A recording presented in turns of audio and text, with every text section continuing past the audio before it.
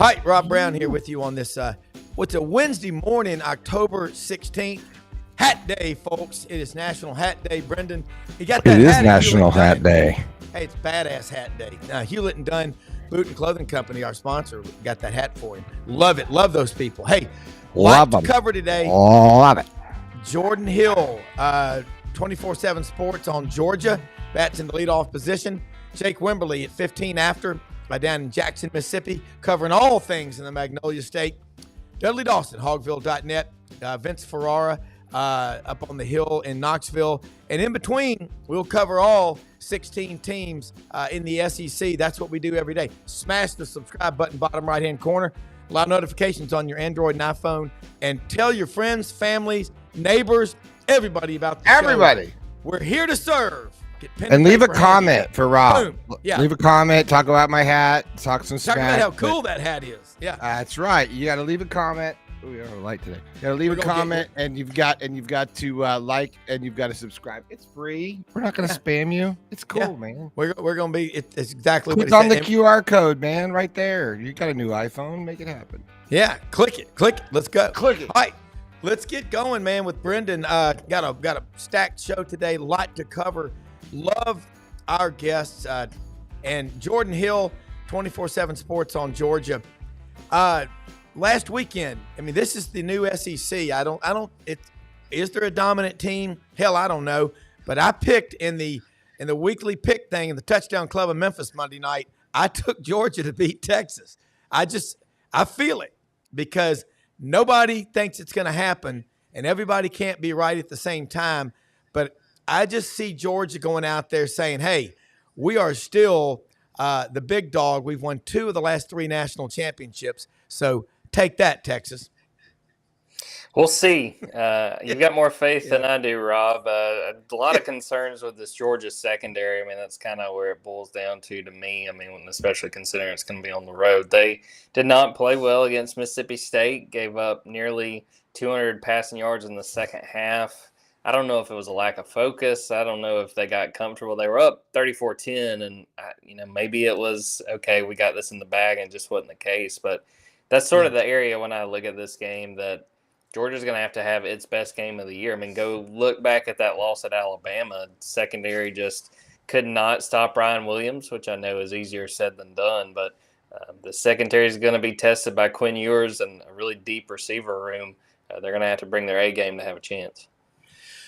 The pass rush is going to be critical. Let's talk about Georgia's front 7 and the depth. Kirby's talking about it like every other coach is. It's hard in the era of the portal, guys coming and going to build depth. Yeah, and the problem for Georgia this year, especially on the defensive line, is they have been banged up pretty much from the jump. Warren Brinson he was hurt in fall camp. He gets hurt in like the first quarter of the Clemson game. He's been back, but he missed time. Michael Williams is still working his way back. He got hurt in the Clemson game. Jordan Hall hasn't played at all, trying to come back from injuries to both of his legs. They've had a lot of guys having to rotate in. They have not been healthy on that front. And again, that's another piece of it. It's kind of funny to me. It feels like a role reversal when you talk about Georgia this year. Most years we go into the year and say, well, if the offense can be competent, maybe they'll be able to win a national title because we know this defense is going to be good.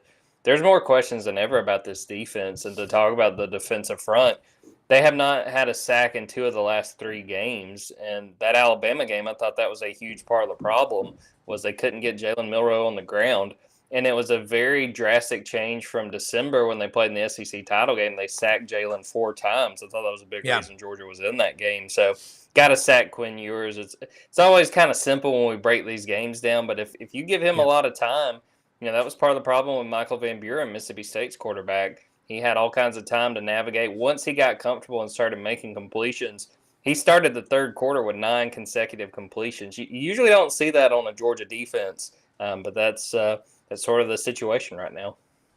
Hey, Blind Squirrel Sports, he's a big Georgia fan, watches the show every day.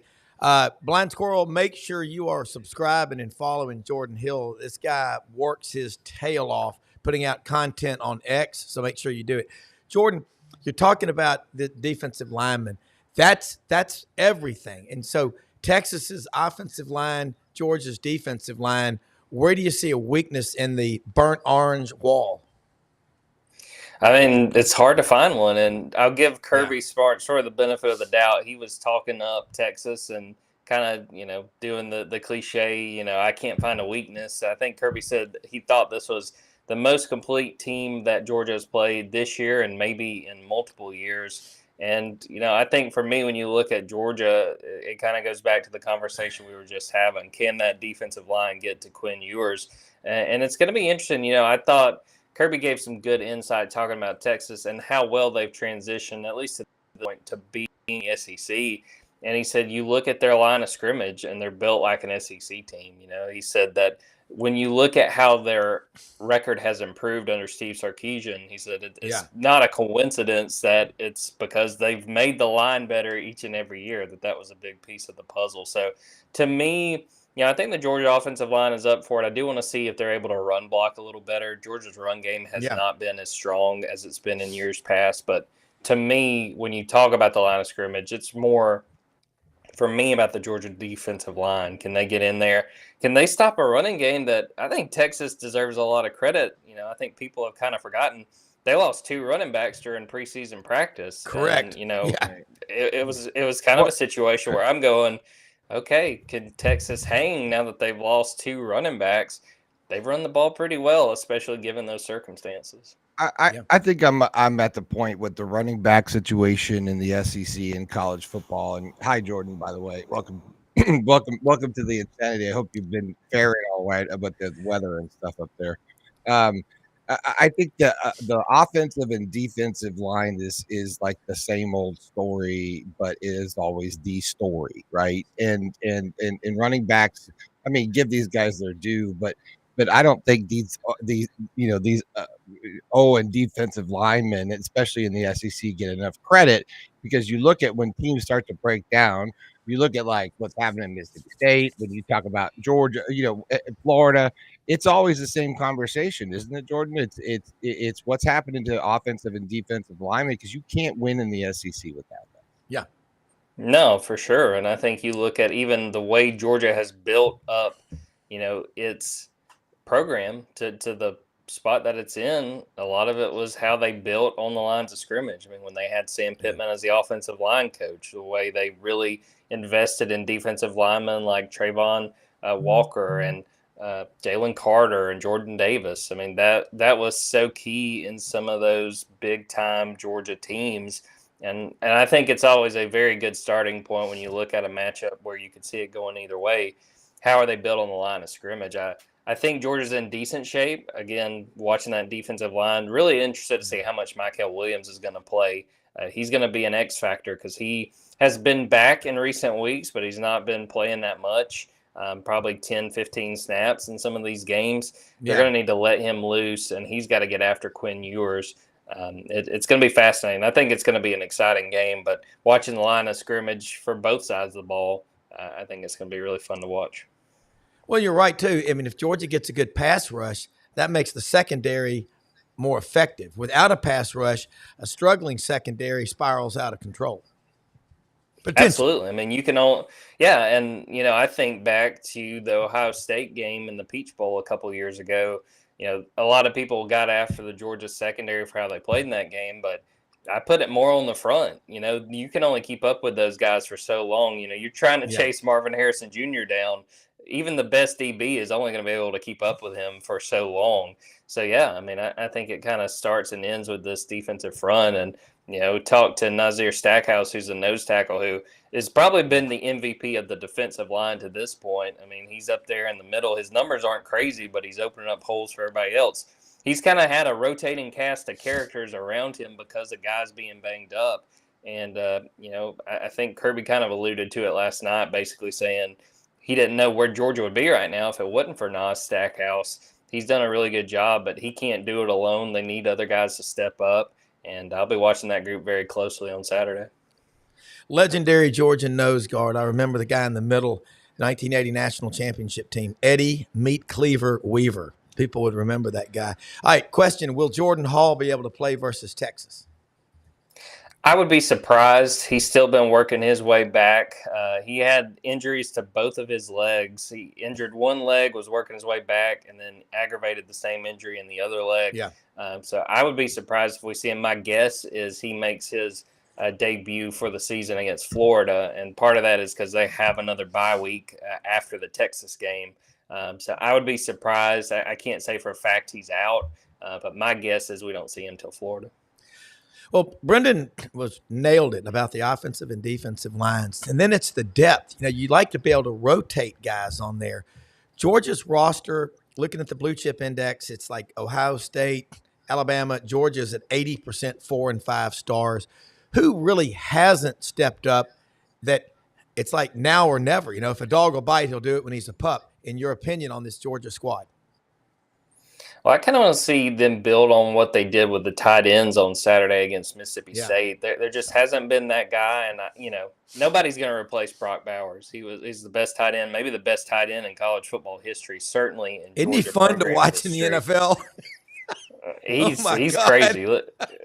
Looks like a video game. But they haven't had that guy really step up as a pass catcher. And we saw a little bit more of that on Saturday. Lawson Lucky caught a touchdown. He's definitely their best pass catcher among the tight ends. But Oscar Delp, who's the older of the tight ends, he caught some passes. He sort of struggled with pass catching this year. I think he's more effective as a blocker. And then Ben Urasic, a guy they brought in from Stanford, has kind of had a baptism by fire, not had a great start to the year, but definitely had his best game as a Bulldog against Mississippi State.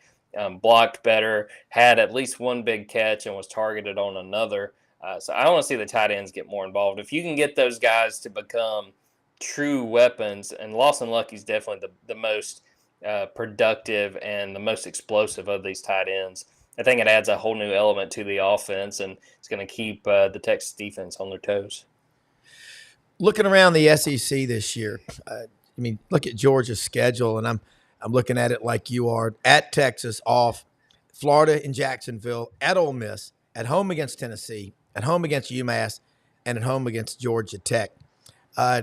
Georgia's got that one loss, but damn, I don't think they hated losing, but I don't think anybody walked out of there with their head hanging down. It was like, wow. We're down 28-0, and we still came that close to winning. That's why I think they're going to beat Texas Saturday. I could be wrong, but there's a mindset that I love. Well, I think it kind of boils down to what, kind of going back to that Alabama game, it's how Georgia starts, because I don't think on either side of the ball it could have gone any worse for Georgia in like the first quarter and a half against Alabama. Jalen Milroe marched right down the field. Georgia threw a bomb that Arian Smith should have caught, and it falls right through his hands. And then can't stop Milroe again. Turnover. You have to start fast, and they're used to playing these games on the road, and they're used to these big environments. But it's one thing when you come out and you kind of land that first punch and you go, okay, we're ready. But when you get hit 2 or 3 times, you get that crowd into it. It can throw you off. And they talked about that. We talked to Trevor Etienne on Monday, and he talked about that we got to just execute the little things. He said, he didn't really feel like the Alabama, that start, he said that he didn't really think it was about anxiety. It was just about little mistakes here and there that wound up, making a big difference. And really interested to see how they show up in this game, especially, if Georgia were to lose this Texas game, I still don't think they're out of the playoff race, but you have no margin for error going forward. So I think that they understand the ramifications and the stakes of this game. And again, how they start this game, especially being able to compare that to Alabama, it's going to be fascinating. Yeah. Eric Zier's still on the Georgia Network? Yes, he is. Okay. All right. Because I know Lauren Smith does about a 2.5-day show pregame. It's incredible. And when you watch Lauren, people are lined up to get his autograph and take pictures with him. That's one of the best pregame shows in college football, man. Jordan, I know you got a big day ahead of you. Let people know how they can follow you, and also on X, because you're a nonstop media source for Georgia people, and you always bring a feeling of excitement every time you're on the show, and we really appreciate it. I know the last few weeks has been crazy. Last week, no internet, no phone, no power, the hurricane, the dog ate my homework, but thank you so much. We love having you on this show. I appreciate that. But dogs247.com, I would tell any Georgia folks listening, 50% off sale right now for this big game. So I'd encourage people to sign up there. On Twitter at Jordan Davis Hill, on Twitter at dogs247. So looking forward to flying out to Texas on Friday, looking to get some good barbecue, and hopefully we're going to be treated to a fun game on Saturday night. Go to Cisco's for an incredible Tex-Mex breakfast. Ken Capps, Football Writers Association of America, is on the show every week. Cisco's and Franklin's Barbecue. If you have a tent and you want to spend the night to get in, but have fun, be careful, okay? Take your tent. All right, appreciate you guys. All right, Jordan. Hey, Jake Wimberly going to join us here in just a second. 105.9 ESPN, the afternoon drive down in Jackson, Mississippi. Man, Jake, it's an awesome time of the year. I'm cold up here in the studio right now. I've got a down jacket vest from Hewlett and Dunn from the duck camp, but the conversation is so hot, man. It is SEC football, Ole Miss, Mississippi State. I want to ask you first, what were your takeaways from Mississippi State on the road at Georgia the other day? I like Mitch Davis covers Mississippi State also on this show. I like Lebby, what he does offensively. He's just got to get more players. Am I correct? Not a single player that started for Mississippi State in the Egg Bowl last November is still on the team this year. So they've gone through a lot, but your takeaway on that first. Yeah, and appreciate you guys having me in this morning. You're absolutely correct. Not a player that played on that Egg Bowl team I don't think is on that roster. There was only 4 starters from that team last year that was back this year. This is a completely new team. I thought they played admirably against Georgia. You look at Michael Van Buren, a freshman quarterback. He's had some good moments. He's had some freshman moments. So, you go on the road back-to-back weeks with a bye weekend sandwich in between Texas and Georgia, and I thought they did about all they could do. I mean, this is a team that, look, this team needs a lot of work. They need recruiting. They need talent. They need stability. You've gone through 5 coaches over a number of years, 3 athletic directors over a number of years, and it's just going to take some time, and I know people don't want to hear that, but this group needs stability. And, we'll see, if they can continue to play as, they played extremely hard. You've got to credit Jeff Lebby and their staff for keeping them engaged. We'll see what they do against Texas A&M this weekend. They're a double-digit underdog at home. They'll be honoring the 2014 Mississippi State team with Dak Prescott and Dan Mullen and those guys this weekend. Maybe that gives them a little bump, a little juice this weekend, and we'll see what happens Saturday afternoon. I still lay claim to the greatest day in college football history in the state of Mississippi was Saturday, October 4th, 2014. 6 of us had just killed 78 dove over in Lambert at the farm, went over to Abe's Barbecue in Clarksdale, and getting a Big Abe barbecue sandwich. I love that place. And down in the Delta, and Mississippi State is curb stomping. Vince McMahon would have been selling tickets. A&M's 4th-ranked team. Later that day, unbeknownst to me, my middle son had snuck down with friends to Oxford for that win over Ole Miss. And then, you can't get any better than that. For 5 weeks, Mississippi State was number 1, and that's a hell of a trivia question. Who was the first team ever to be ranked number 1 in the CFP poll? So that's a big deal. And Jackie Sherrill's coming in 2 weeks to the Touchdown Club in Memphis. I love hearing what that guy has to say. Let's talk about Ole Miss. Living down in Jackson, the hatred between LSU and Ole Miss. That game, that hurts, but now Ole Miss is mad because they lost on the road against the top 10 LSU team. Doesn't that say a lot about where that program is? Oh, absolutely. And look, it's been it's been bumpy. That's to keep it mildly here for the last few days here in Central Mississippi for Ole Miss fans, and rightfully so. You put all this time and effort into a team, and then of course you have the loss to Kentucky, a kick that sells left, never really had a shot, could have pushed that thing to overtime, probably should have won, and then you trail for the entirety of the LSU game until the last play of the game. So there's a lot of angst, there's a lot of aggravation, and I get it, but that's where we are in this day and age of college football. Just look this past weekend. Penn State has to go on the road and survive a 3-point victory against USC on the road. Yep. Oregon, a 1-point victory, against Ohio State. There's been a countless number of games that have gone to overtime around the country, 1-point losses, 2-point losses. So the competition is razor thin. Ole Miss still mathematically is in this thing. We'll see what happens down the road. They've got to take care of business, but no doubt about it. I mean, a big ball game always between LSU and Ole Miss, and it served up to be the same thing this past weekend. You know what we've done without realizing it, and I kind of saw this coming by bringing Cal and Stanford to the ACC and Oregon, Washington, Southern Cal, UCLA to the Big Ten and all this. We are paying more attention, more closely to college football all over the country in places in the past we really kind of half-assed looked at. I think it's the greatest damn thing I've seen in college football in a long time. It is so fun. And we had the general manager for Ole Miss, Billy Glaske, was speaking at the Touchdown Club in Memphis Monday. Great club to join, people. You're going to learn a lot. But, man, he'd been at Texas the previous 3 years. The movement in the aisles, as Jack Crystal would say, there's movement in the aisles here in Scottsfield and Starkville, Mississippi. How hard is it to build a culture when you're bringing in 25 or 30 new guys a year like Ole Miss did? I think it's extremely tough, and it doesn't mean that Ole Miss has failed in this experiment. Everybody's, dabbling in this experiment to some degree, but I think it's extremely tough to build a culture. I mean, you look at Florida State 2 years ago, Mike Norvell went all in. It paid off. 13-0. Obviously, Jordan Travis goes down with the injury, and the rest of that was a sad story.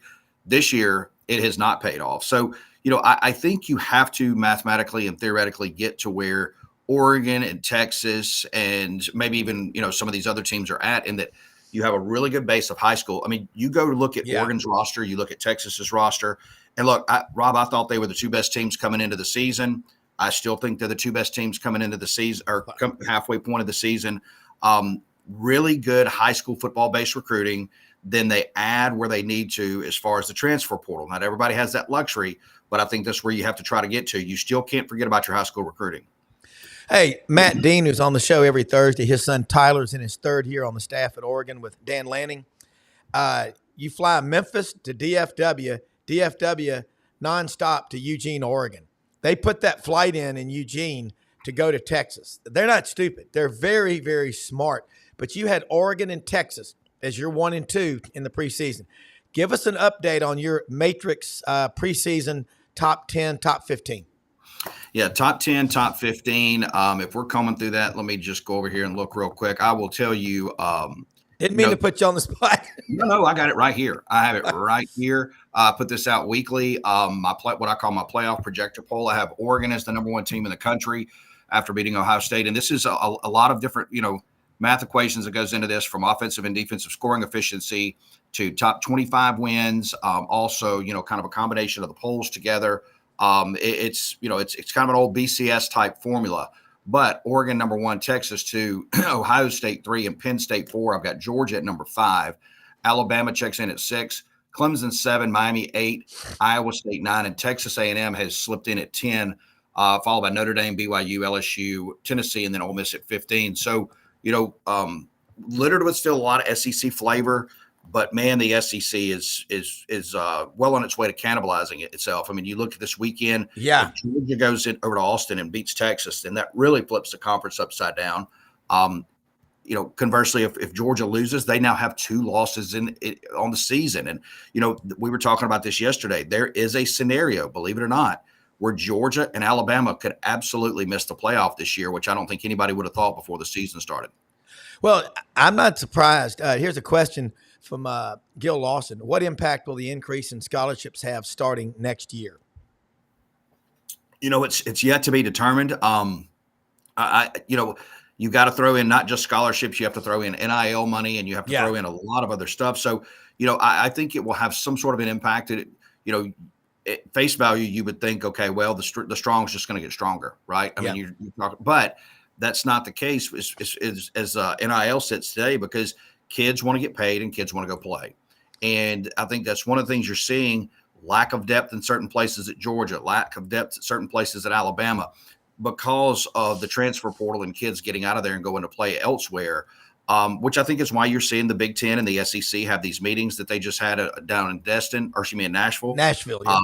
In Nashville. And they talk about the college football playoff and then other things as well.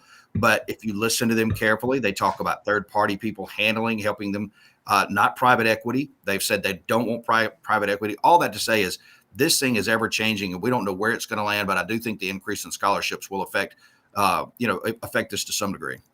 Yeah, and when you think about, and I said this last night on the Buddy Martin show, which is on this channel Monday through Thursday at 9 p.m. Eastern. Check it out. It's an awesome show. That managing a football program is a lot like a hedge fund manager, a money manager that manages a growth and income fund or whatever.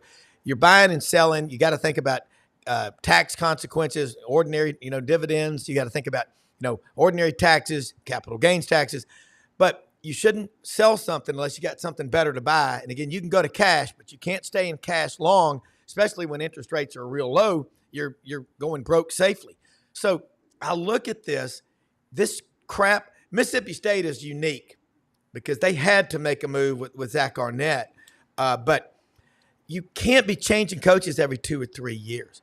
Looking at the big picture of college football across the country, can you remember where every weekend it's like going to the all-you-can-eat country buffet for $9.95 where they got benches because everybody's so big they can't sit in chairs?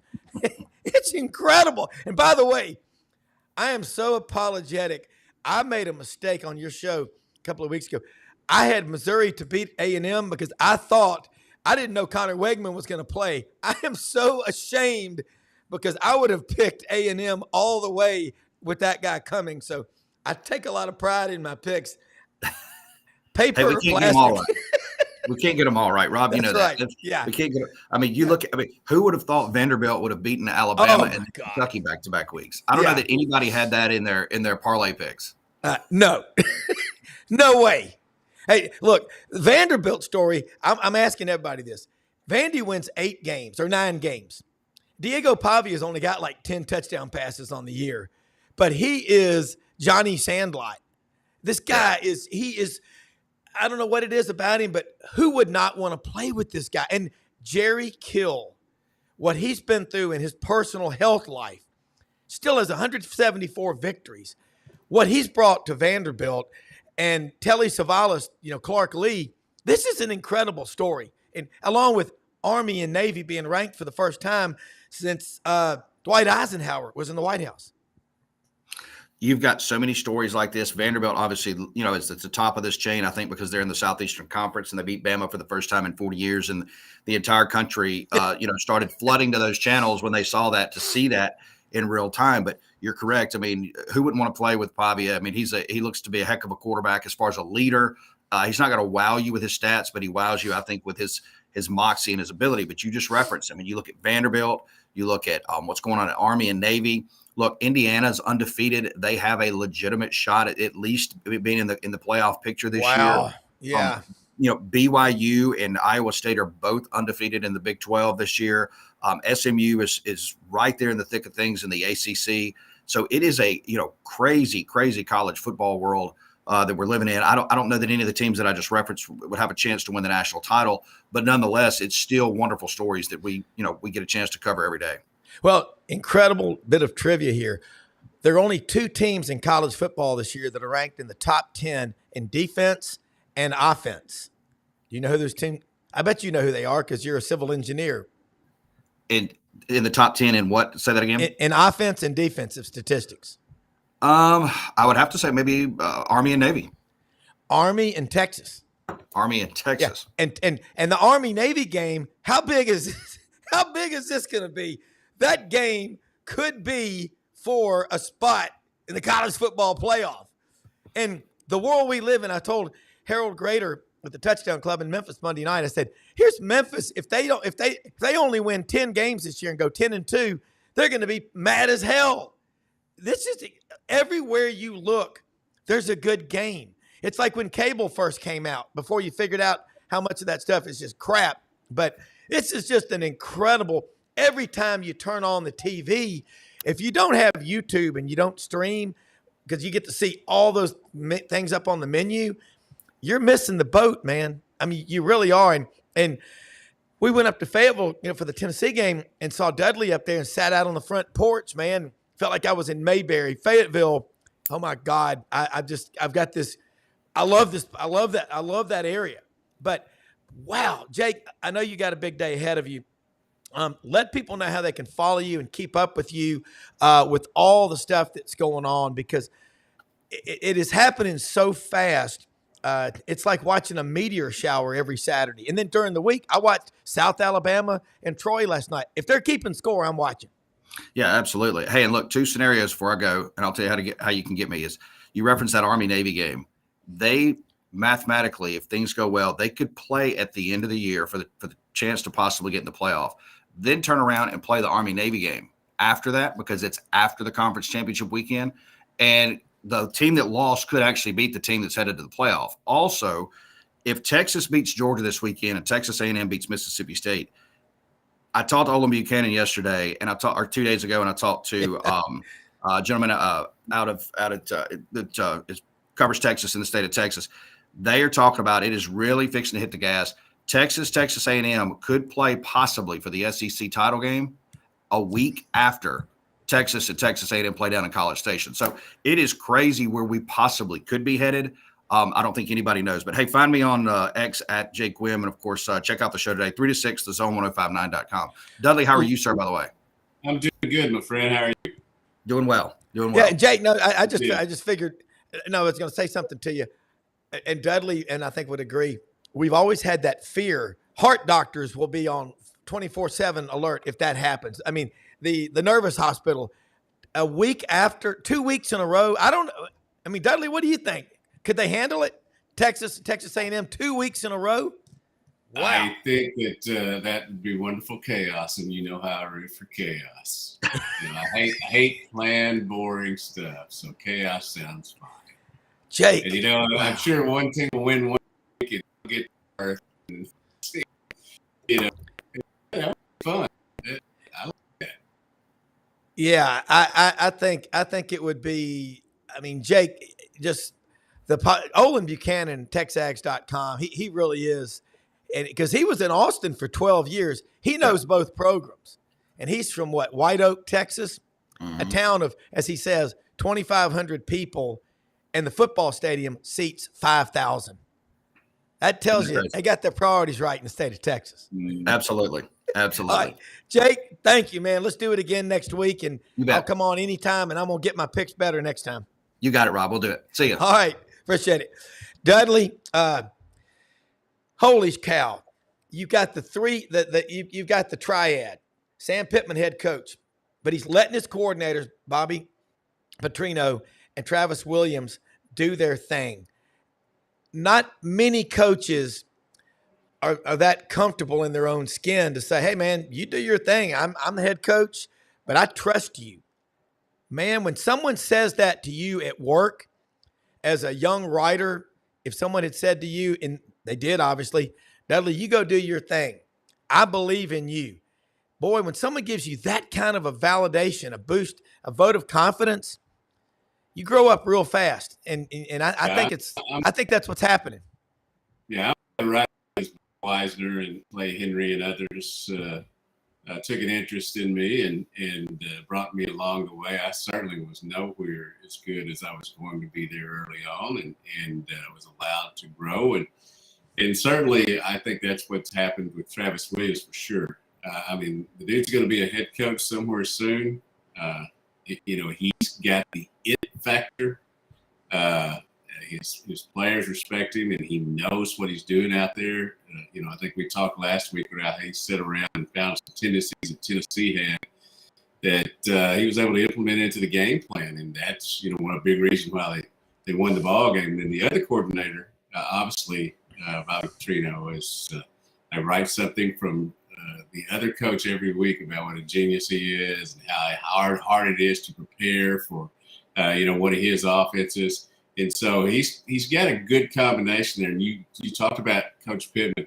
I mean, he knew what situation he was in, and he's turned it over, and it's worked out well for them. He's doing the things he needs to do as head coach, and it's really worked out to this point. Obviously, 4-2. You'll make adjustments as you go along to have success, and I think that's what he's done.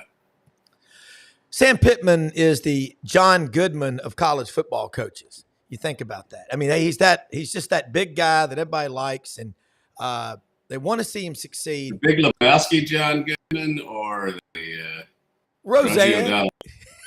or Raising Arizona. Mhm. HI, you got a name for him? So far, we're just calling him Junior.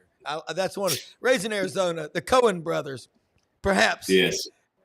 Two Texas grads, Fargo, Oh Brother, Where Art Thou? Wow, that's as good as it gets. All right, Dudley, talk about this matchup with LSU coming up. Vince Ferrara is going to join us in a minute from Knoxville.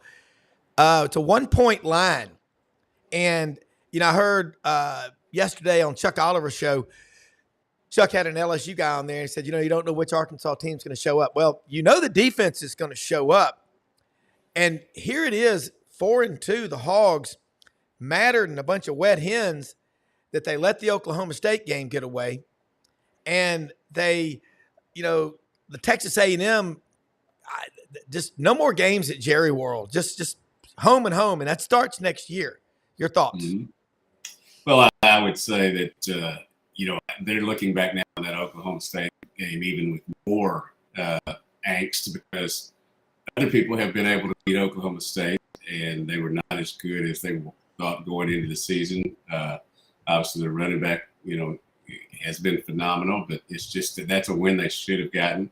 And you had the lead on Texas A&M. So, yeah, they look back and think, look where we could have been.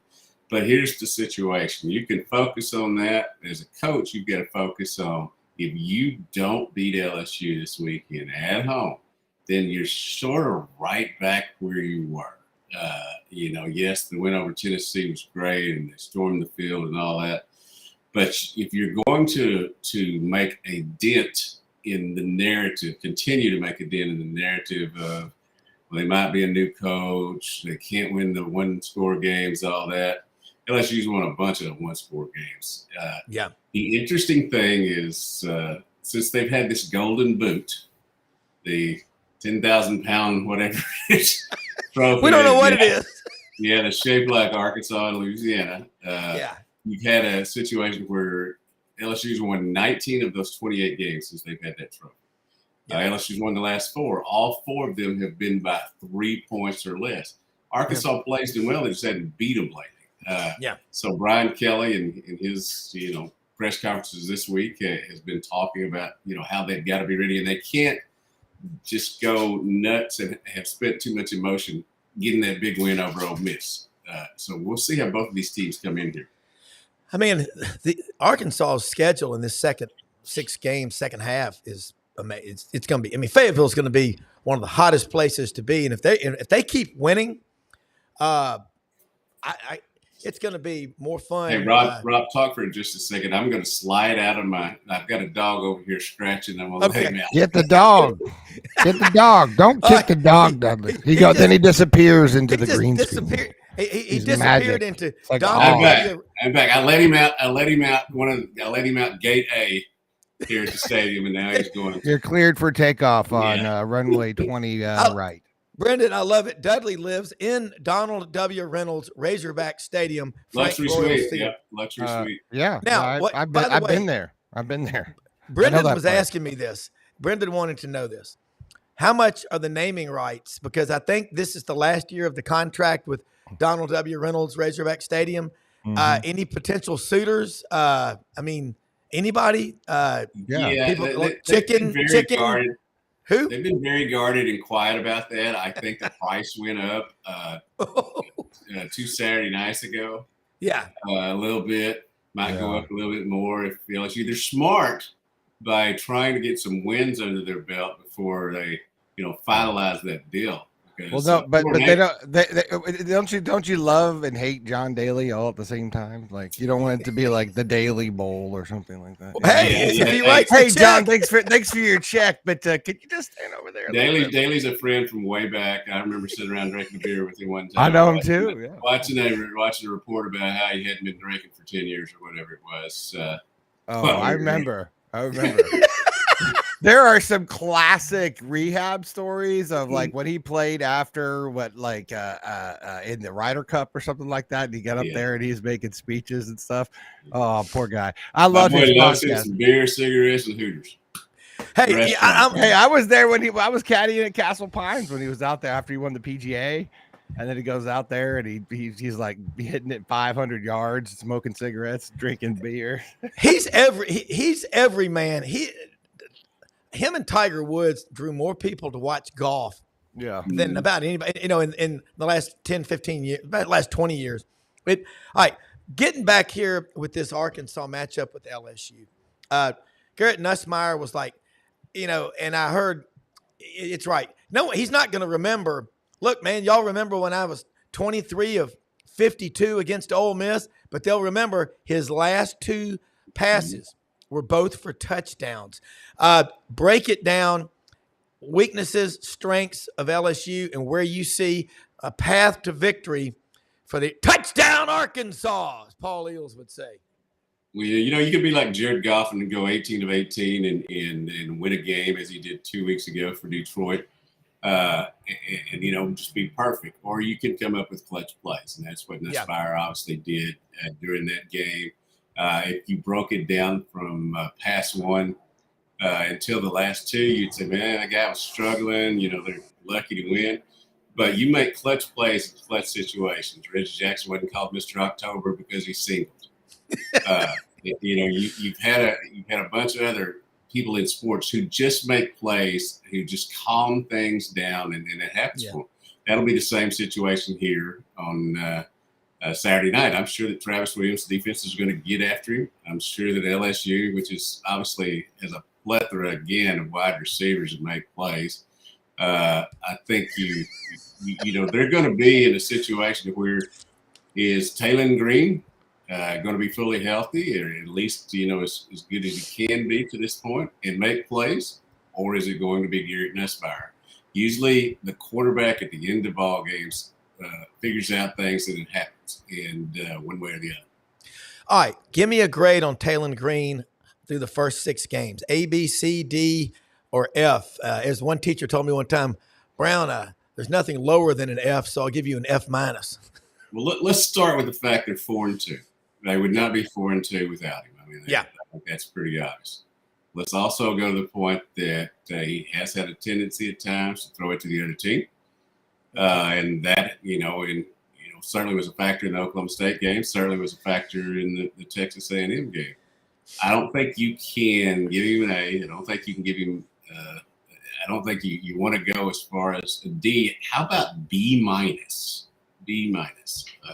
That's what I'm going to go with. I'll take a B minus in school. Yeah, a few more successful passes, and you can erase that minus. It's easy. Yeah. You just kind of scribble it. Well, once he white out. Now, that being said, I do give him some allowances for the dude's just been running. He's run for more yards than a quarterback has here at Arkansas in a long time, but just some of them have been sideways, and some of them have been backwards, a lot of them have been forward. And, they have to protect him this weekend. And obviously they're going up, against a school that normally has great defensive players. How good is Malachi if he has to come back in? He played a quarter and a half against Tennessee and got her done. It was not bad. I think he's going to be a really, really good quarterback. I'm not sure whether he's going to be the guy that we saw on his first drive against Tennessee, or the one we saw on the second drive. I think that he's got growth, just like Taylor has growth to give. Now, I do think he has all the essentials. I think he has a good mind in being able to recognize stuff pre-snap. I think that's one of his strengths. He certainly was a very good high school player. It's too early, I think, for me to say he's going to be a great quarterback. I will say he has the potential to be a very, very good one. And certainly, again, quarterbacks coming here this year and learn under Bobby Petrino. That's a good deal for them. That works for them. He's going to be a better quarterback, but because of what he gets this year than what he got last year. You know what a cool story for you to be. You're a hell of a writer, and you said Orville Henry influenced you. Orville Henry's son Clay. Yeah, Clay. Yeah.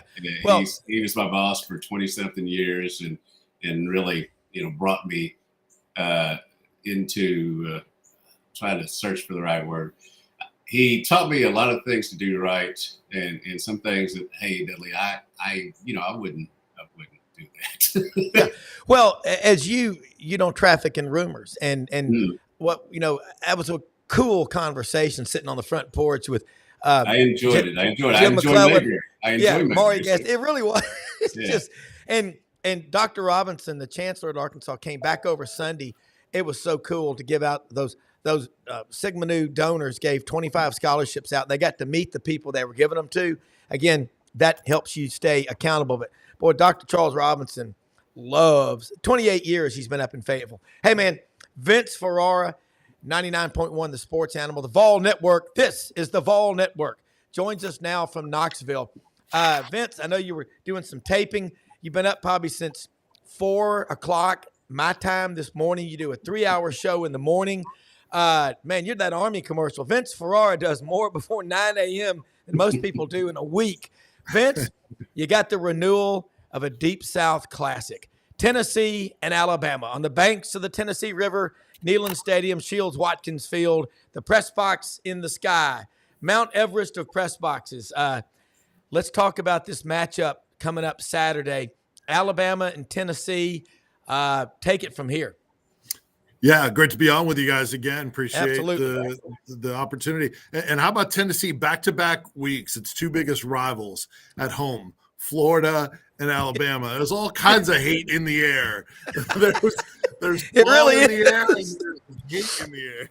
Yeah, it is. And Lauren Meadows enjoyed getting to meet you, who's on the Buddy Martin Show and Gator Bait Media. He said, "Who's your Tennessee guy?" I said, "Vince Ferrara, a Tampa native, by the way." Yeah, it was great to visit with Lauren, and there was an empty seat next to me, so we were able to visit a little bit. So that was very cool. And as far as this game goes, two teams that are in similar spots in how they got here, right? Both of them have a blemish on their record. Alabama is crazy. Their route to get here, it's even more of an up and down than Tennessee. But you think about Alabama, what did they had Western Kentucky, they were dominant. USF, they looked blah, and then they went on to be dominant in the second half. Then Wisconsin, they dominated on the road. Georgia, they looked like the best team in the country in the first half, and then nearly coughed that up, and then found a way to get to the finish line against Georgia. Then they didn't play well at all and lose at Vanderbilt. And then last week, we're just kind of after a quick start, they were just sort of were up and down throughout the entire game against a below-average South Carolina team. So it's just hard to know what you're going to get from them week to week, whereas Tennessee, no one started hotter than Tennessee to start the year. But now the offense has struggled now 3 consecutive weeks once the competition has picked up. And you could argue how much the competition has picked up. It will definitely step up against the best team they have faced to this point. The last passing touchdown from Nico was the end of the first quarter at Oklahoma, which is nearly 3 full games ago. I mean, think about that for the way this team was putting up 60, 70 points a game, granted against lesser competition. The offense is really struggling in a lot of different areas, and I can get into that if you guys want. I won't bog you down with all of it. That's what you're here for. The bottom line is the bottom line is their defense has been fantastic, and it's really saved their backside. And they needed it against Florida, where they got a goal line stop, a forced fumble of Graham Mertz, and then 2 fourth-down stops. Oh, and then Florida missing field goals. Florida getting a field goal at the end of the first half, and then having too many men on the field. 10-second runoff. Sorry, half is over. You don't get the 3 points when a game goes to overtime. So Billy Napier really heavily criticized for that game. And just like, and Dudley knows this, just like the Arkansas game, Florida lost his starting quarterback. Florida lost his starting running back. The only difference is Florida didn't lose his starting kicker. He was in there and missed a field goal in overtime. So even with all that, and similar to the Arkansas game, Florida could not get many points. Same thing, 3 points out of a ton of first half opportunities. Second straight game that Tennessee has not scored in the first half. from the number one offense in the country to can't score or even run the ball in the first half. Penalties, blocking on the offensive line, especially with the tackles. They've been able to run the ball a lot better in the second half, and Dylan Sampson saved their backside. Yeah, wow. He's the best running back in the league. 15 touchdowns, all three of them in that game. And so if it hadn't been for the defense and Dylan Sampson, this team would be far below expectations. But here they are. It doesn't matter. You're in the same spot. You beat Alabama. How you got there won't matter. The question is, will they be able to? Dudley. Yeah, one of the things that I've always been a proponent of is playing. You can have that first game where everybody's happy, everybody plays. Arkansas blew out UAPB, Tennessee rolled as well. Mm-hmm. I think once you get into the second and third games, you really need to go against a defense that will challenge you. And I think Tennessee was able to just flourish, and everything looked good. But obviously, Travis Williams and some others, threw some stuff out there that maybe threw a curveball at Nico. And he's having to learn as he goes. But I'm always a proponent of playing at least a tough team in the second and third game to get you ready to go into conference play. Well, Dudley, they thought they were getting that in who was a top 25 team in NC State. But sometimes that doesn't play out. So good point. Now you could also maybe criticize them that, hey, there weren't any other challenges whatsoever with their others. Like they're playing an FCS team and then two of the worst group of five FBS teams like UTEP and Kent State. They are probably bottom 5 to bottom 10 among the group of five, and then an FCS in Chattanooga. So it's far from any sort of other test. Maybe that's where you could say, hey, maybe someone else with a pulse could maybe test you a little bit, find out a little bit more about where you're at. But it is what it is. And even Oklahoma is not what they were supposed to be. Arkansas is better than what some people projected, in Florida about what we thought. So it kind of evens out. Will they answer the bell is the question. Look, Alabama has had their fair share of issues also. Well, you go back, there was a running back, 1979, Tennessee played Notre Dame in Knoxville. There was a guy named Hubert Simpson. Oh, he's not much of a practice player, but I think in that Notre Dame game he had 4 or 5 touchdowns. I think what happens is guys get kind of in their mind, well, I'm not going to start. I'm not going to play anyway, so I'll half-ass it in practice.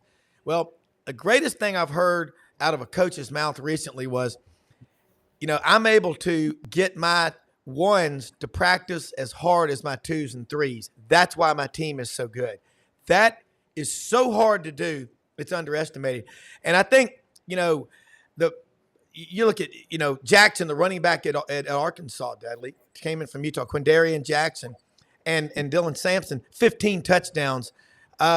You've always got these guys. I mean, Travis Henry out of Frostproof, Florida in 98, when Jamal Lewis out of Southwest DeKalb there in Atlanta, Decatur, broke his kneecap in the Auburn game. Golly, man, everything changes when that guy behind you all of a sudden is the man. Dudley, getting back on this Arkansas LSU game, and I want to go back and forth with the two of y'all because when you got two guys this smart that have football IQs like y'all, 1 and 1 does equal 3. Dudley, how can Arkansas, let's say they get behind 14-0, like they got behind 14-3 against Tennessee, lost their quarterback midway in the third quarter, still found a path to victory. And I think Arkansas has to be a front runner. If they get 14-0, I don't like your chances at all. And if you're finding a way for them to win, it also involves the young man you just talked about, Quindarian Jackson. Number one, he's been one of the better running backs in the league. He's got a lot of touchdowns, but a lot of yards. But amazingly, he hadn't gotten to play as much as they would have liked him to play because there's always a minor injury or, he gets his bell rung. Remember when back in high school, when I got a concussion, they called it a bell rung and they said, get back out there. It's a situation where he had a lot more yards, he had been able to do it. Now, that being said, Russell, the young 250-pound freshman who came alive there, against Tennessee, It's really helped out. Our team has to be able to run the football. They have to keep the quarterback upright and healthy. And, I don't see a way that they fall down and have the offensive firepower to come back and win a game, even if it's at home. So I think they've got a front run similar to what they did against Tennessee. And yes, they fell down against Tennessee and came back. That was a strange game. I don't think you want to take the philosophy in there. Yeah. Vince, 2 years ago in Knoxville, Alabama had won 15 in a row. Tennessee jumps on top of Alabama 28-10, and the game goes down to the last field goal, a knuckleball by Phil Necro's ghost. Tennessee gets the win 52-49. Mass eruption of just orange euphoria. We were there. Audrey and I were there. Good God. The torch guy was shaking out there by the stadium. There'll be 500,000 people there in the Vol Walk Saturday. It's going to be crazy.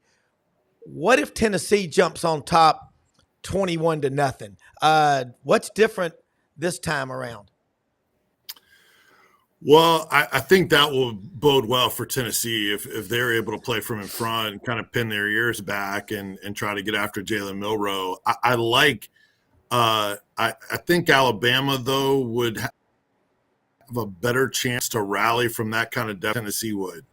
That's one of my concerns for Tennessee is I think Alabama is more equipped the way they're playing offense and the way they have shown the ability to have explosive plays to rally back from big. And that will not be easy against this Tennessee defense. It is among the best in the country. Their yards per game allowed is 85 less than it was last year.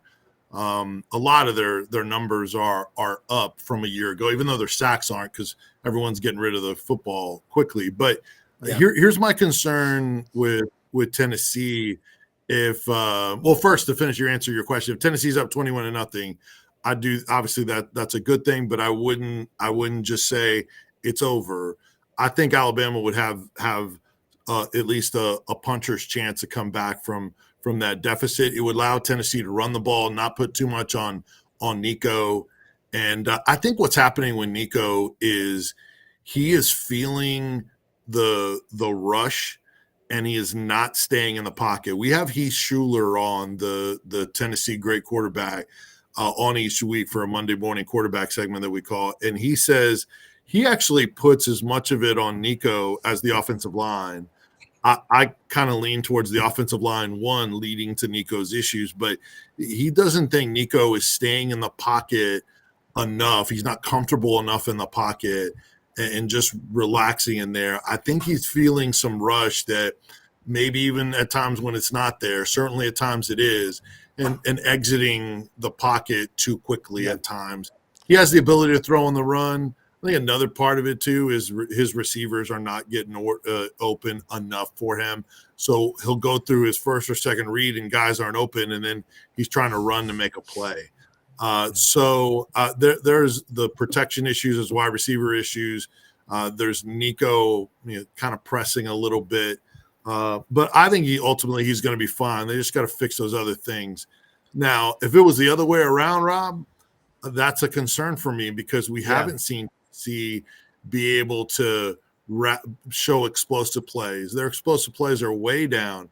Brew McCoy played 57 snaps last week, was targeted 0 times. He had 1 run on a sweep for 6 yards. And they've been banged up at that wide receiver position with Thornton and Squirrel White. So they had to go deeper into their wide receiving core. And then plus, if you're down 21-0, then you're not going to run the ball as much. That's been the most reliable part of their offense. So it is. Alabama, and then one other thing too, with Jalen Milroe, I think that Tim Banks against running quarterbacks, Tennessee's defensive coordinator, he's run more zone against those running quarterbacks because, as you guys know, if you're running man, you have your back turned to the quarterback. Now you're susceptible to him running on you. And who's better at that than Jalen Milroe? Yeah. Well, Tennessee has been leaky at times in the pass game, especially in the middle when they play some zone. And if Tim Banks does not want to give up the quarterback runs and he plays a lot of zone, then I think Alabama might be able to do more than what Tennessee stats would tell you they could. And so that's a concern for me in that area. Can they do a little bit of both and just mix it up to where he's out of balance and you're not always playing zone, but he thinks you are, and then you can keep him contained in the pocket or find other ways to disrupt them. So that Alabama has some avenues to try to have some success against Tennessee in this game, but certainly Tennessee's doing some things really well also. You know what I think happens, guys, when a quarterback, he sees his first read, but he doesn't look at his second or third? It's like when we're taking a multiple choice test.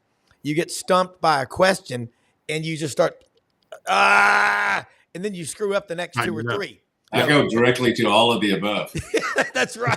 But Dudley, that game plan that Travis Williams, and I throw in Marcus Woodson, the secondary coach, because he is so damn good at development as well as recruiting and coaching. But the game plan that Tennessee had against Arkansas had against Tennessee, it's confusing. And Ellis Johnson, defensive coordinator who's been around a while, he's on the show Mondays with us. He said Tennessee's offense is predicated on the deep ball because then that opens up everything else. So Brett, kind of talk about what you saw, Dudley, in that game. And, Nussmeier will try to do the same thing with they got some, Lacey and some pretty good LSU always has receivers. First thing I want to say is before I get into that issue is Kalen DeBoer. He's a very good coach. Obviously, he's been a winner, where he's been at and all that stuff. But, man, is this ever the case of you don't want to be the man who follows the man?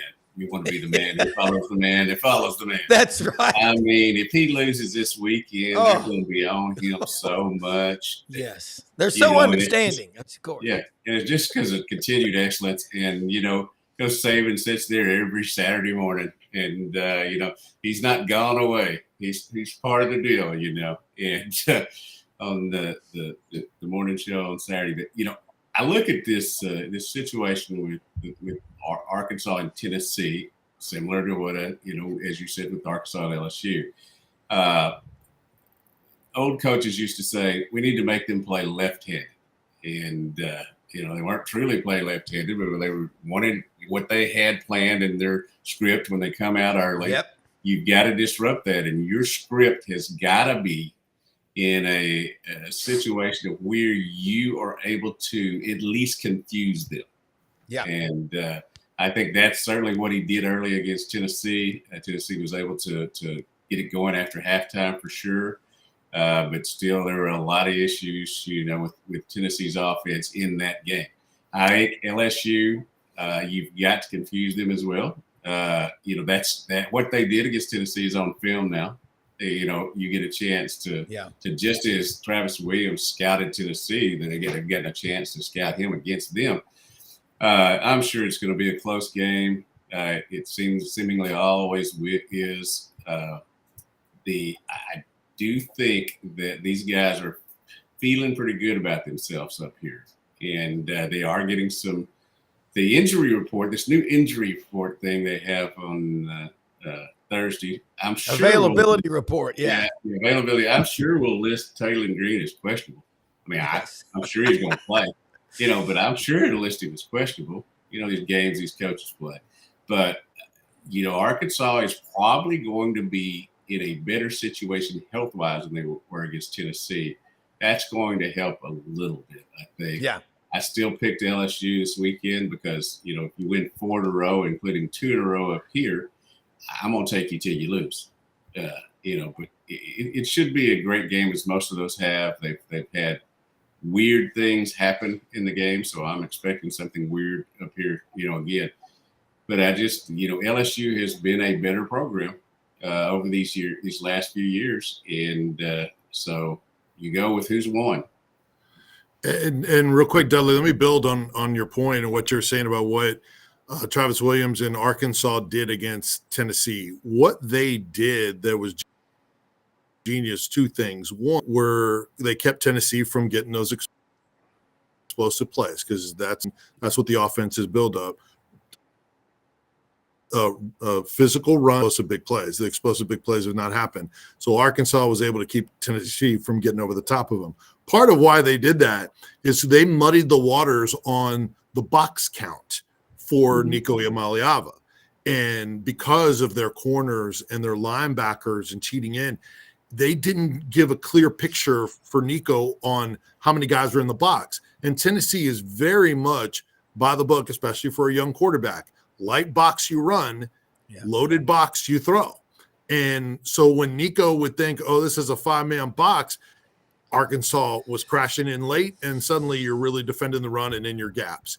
And then at times where he thought it was a loaded box, you're backing out with speedy, athletic defenders, and now you're back in coverage, and there's nowhere to go with the football. And so that's a big part of what bogged Nico down. Oklahoma was doing a little bit of that. I think that's what Sam Pittman was talking about in taking the game plan from Brent Venables. And then Florida tried to do that to a certain degree as well. So brilliant by Arkansas to do that. And then, Tennessee just has to have the answer. And to your game, Dudley, I think that might be a little bit more difficult to do with Garrett Nussmeier, who's a much more veteran quarterback. Right. I totally agree. The box, you're talking about that. The one area that I think was kind of underrated where Arkansas got better at, because pretty much all their linebackers walked out the door. But the ones that they got during the transfer portal were very versatile. They weren't the 6'3", 250 guys. They were guys that could make plays in the run game. They're also guys that could cover wide receivers. And that has been, and tight ends. And that's been, I think a benefit to them. And I think kind of got overlooked a little bit in that sometimes you can take advantage of matchups on offense, and sometimes you can take advantage of them on defense. You can set that tone. Yeah, you look at the coaches. Travis Williams, he's 6'1", 205 when he played at Auburn. He had a teammate, Antarius Williams. He was about 5'11", 207 out of Columbus, Georgia. Hardaway or maybe Baker. But his coach, Gene Chizik, on defense, when he first got there, it was John Lovett. And then he had Gene Chizik for 3 years, and then David Gibbs in 2005. His father, Alex, was a legendary offensive line coach with the Broncos and a bunch of places. He's very smart. He's also, Kevin Steele taught him a lot. Guys, this is an awesome conversation. And as we're building this network, you can't do it without great team. The knowledge that y'all both have, it's off the charts. I love breaking these games down. So before we go, I want to say something real quick. Stay with us about a new sponsor that just joined us yesterday, Landers Ford in Collierville, the #1 Ford dealership in the Mid-South. They're open Monday through Saturday, 8 a.m. to 7 p.m. Service department opens 8 a.m. to 6 p.m. right there at the corner of Poplar and Houston Levee. Landers Ford, they are committed to the Mid-South, and they can deliver anywhere. They can deliver Ford cars, trucks, and SUVs wherever you live. Go to the LandersFordCollierville.com website. When you call out there, talk to our man, the general manager, Brad Bellamy. Tell him, hey, I heard about you on Sidelines. I'm looking to get a car, truck, SUV, or a pre-owned one, whatever it is. Start with him. He is the quarterback. Landers Ford, just really, really proud. They've got their name on 6 stadiums just here in the Memphis Mid-South area. Love people that invest in the communities. Guys, as we part today, we'll be back on tomorrow. I'm going to start with Vince. Tell them how they can follow your awesome show up there, and also how much fun is this college football season on a 1 to 5? 1 being, this is like watching asphalt dry. 5 being, I can't get enough of it. Definitely 5 to answer your question. Okay. And when your team is the team you cover is competitive and competing is still in with the possibility of a college football playoff, it certainly adds to it. And then a lot of teams are in contention, so that's fun. Want to say one quick thing. Keenan Peely out for the year, devastating the 26-year-old. 7 seasons in college, 43 games played, 31 starts. He lost all of last season going down in the opener last year, was a leading tackler, maybe on his way to first-team All-SEC. Now you get your Mike linebacker, gone for the year with an ACL injury. Just really difficult and a tough blow for them going into a game where you need a guy to spot Jalen Milroe. Yeah. So always fun to be on with you guys. You can follow me on all the socials, Vince Sports, VINCE Sports. And then go anywhere you get your podcast, subscribe to Sports Talk, one word. And that's a show John Wilkerson and I do each weekday morning, 6 to 9. And then Vol Network interviews and do a couple TV shows and high school football, which is so much fun doing that with a number of guys. So there's a lot of stuff going on. So follow me on the socials, and you guys are the best. I appreciate you. Hey, I'm gonna tell you what we ought to do. Dudley does the high school football in Arkansas, all 200. Mm-hmm. He's trying to get to all 200 schools. We ought to get the two of y'all together and do a podcast on that, because without high school football, you ain't got Jack, and if you don't have Jack, you don't have college football. So love the time. Fearless Fridays is what Dudley calls it. But Dudley, tag out, and we'll let everybody go and just say thanks for watching. We live in the greatest country in the history of the world. Act like it, folks, and celebrate. And tell your friends about our show.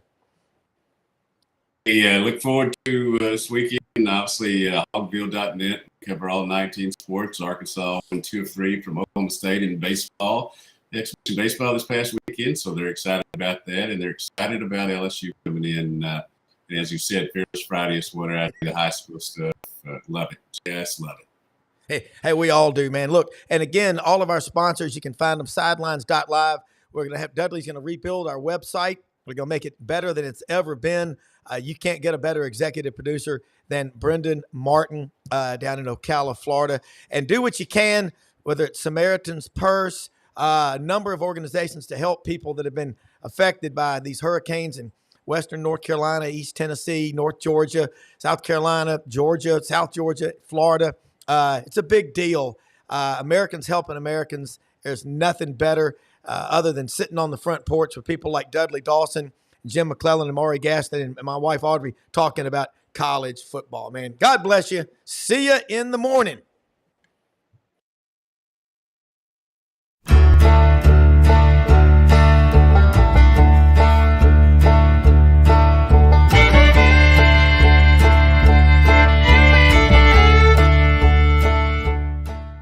In a perfect world, you'd set a health goal and results would happen overnight.